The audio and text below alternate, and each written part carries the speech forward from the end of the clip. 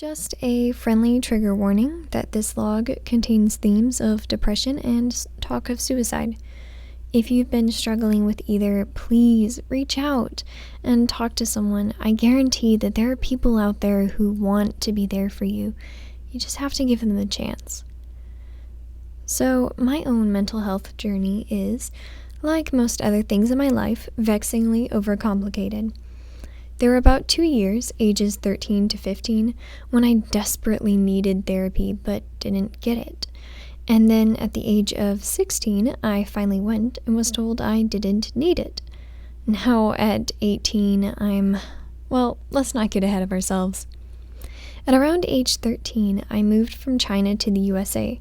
The grief of instantly losing nearly everyone and everything I knew and loved was more than I could handle. But I refused to reach out, telling myself that I'd deal with it on my own. The thing that I didn't realize at the ripe age of 13 is that emotional pain is on par with physical. If you are wounded, you get help. You go to the doctor. If you've got a deep, messy cut, you don't try to treat it on your own, because in your ineptness, you'll just end up causing an infection and you're guaranteed a nasty scar. But I insisted on dealing with it on my own. And unfortunately, I didn't always deal with it correctly. Thanks to my stubbornness, 5 years later, I'm still tidying up from the fallout, infected and scarred.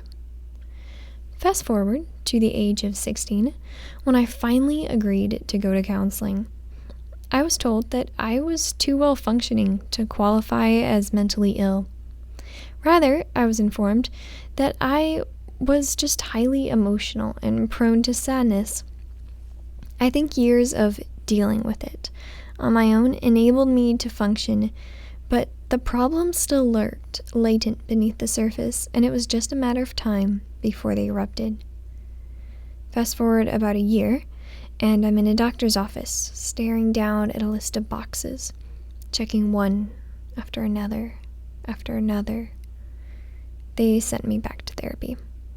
This time, it was a new lady. Once again, I was informed that I did not, in fact, have depression.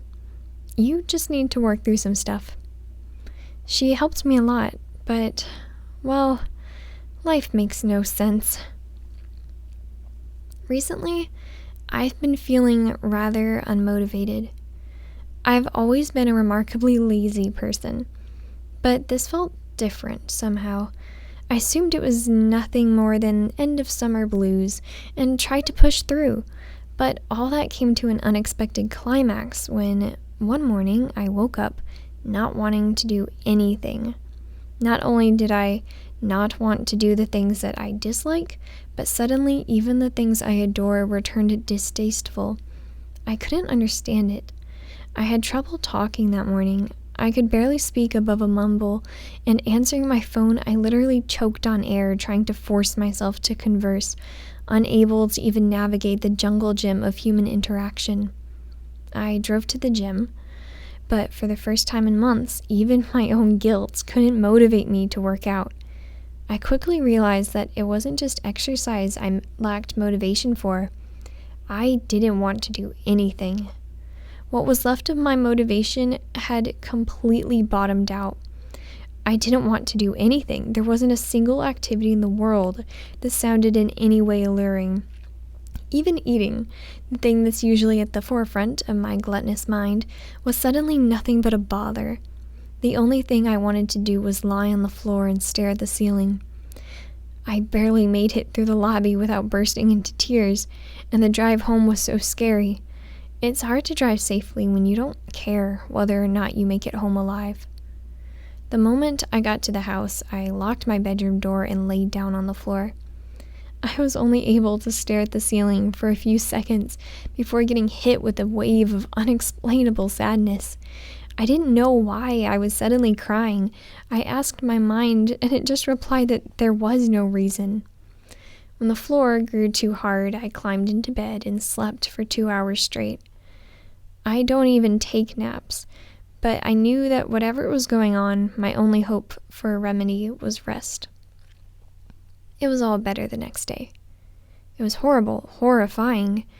while it lasted at least, but to be honest, I consider myself lucky. For so long, I've been dealing with symptoms of depression. I remember when the first counselor told me that I was not, in fact, clinically depressed, I was a bit offended. But thinking back, I remember the second counselor saying the same, and mentioning the fact that for many with the illness, getting out of bed is a struggle. Now that I've had a taste of that struggle, I realize how good I have it.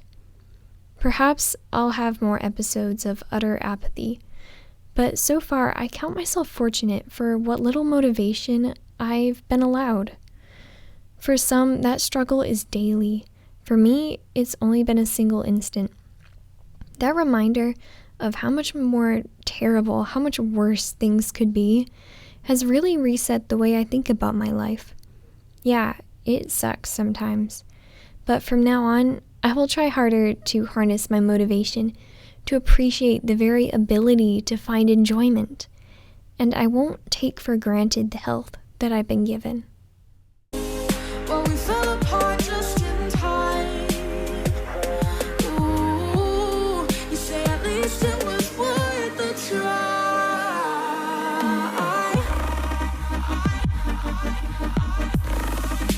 At least it was